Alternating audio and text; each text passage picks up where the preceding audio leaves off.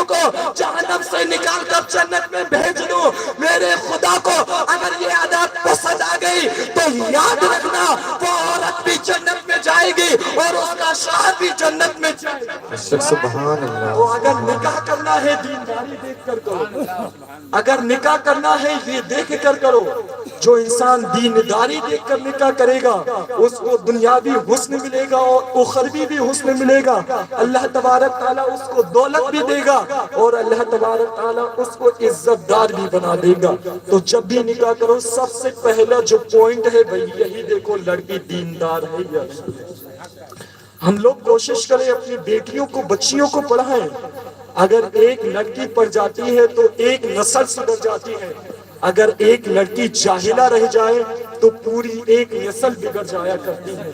اس لیے خاص کر کے لڑکیوں کو پڑھاؤ، لڑکیوں کو اسلام کی تعلیم دو، انہیں کم سے کم اردو پڑھا دو، وہ دینی جو مسئلے ہوتے ہیں وہ خود سے وہ سیکھ سکتی ہیں۔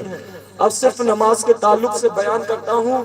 قرآن مجید میں اللہ تبارک تعالیٰ ارشاد فرماتا ہے ویل ہے ان لوگوں کے لیے جو نماز کو چھوڑ چھاڑ کے پڑھتے ہیں۔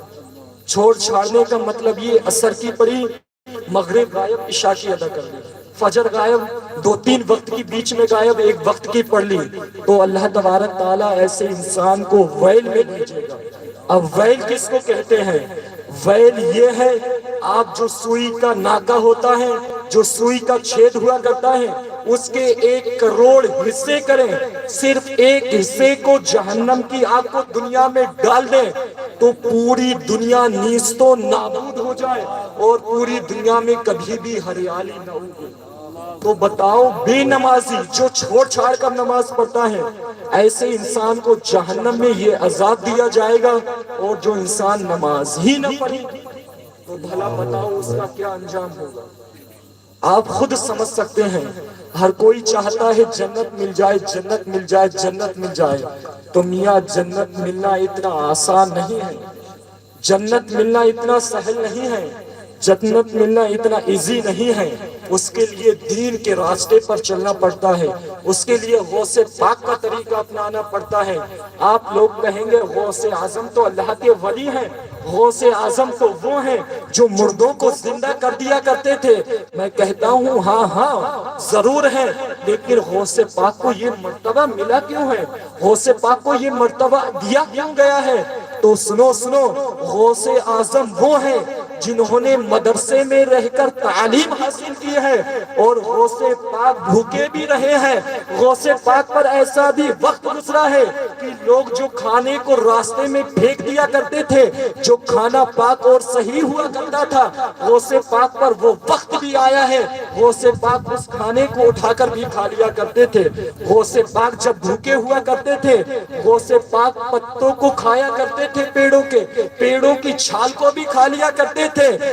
جب اس طریقے سے علم حاصل کیا جاتا ہے، جب اس طریقے سے اللہ کے راستے میں مجاہدہ کیا جاتا ہے، اللہ کو خوش کیا جاتا ہے، تو اللہ تبارک تعالیٰ اس بندے کے اندر وہ طاقت پیدا کر دیا کرتا ہے۔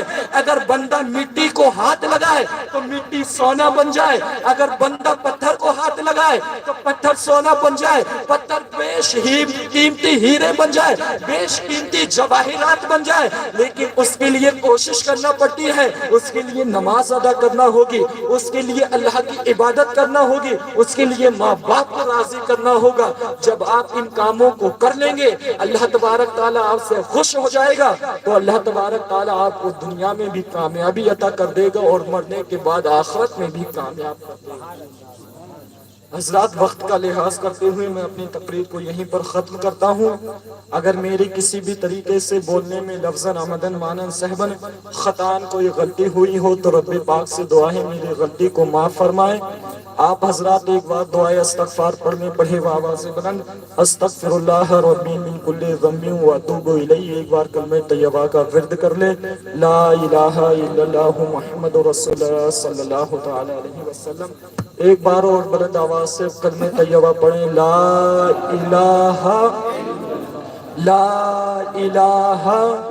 الا اللہ محمد رسول اللہ صلی اللہ تعالی علیہ وسلم۔ زنجیر ہلتی رہی در بولتا رہا، زنجیر ہلتی رہی در بولتا رہا، زنجیر ہلتی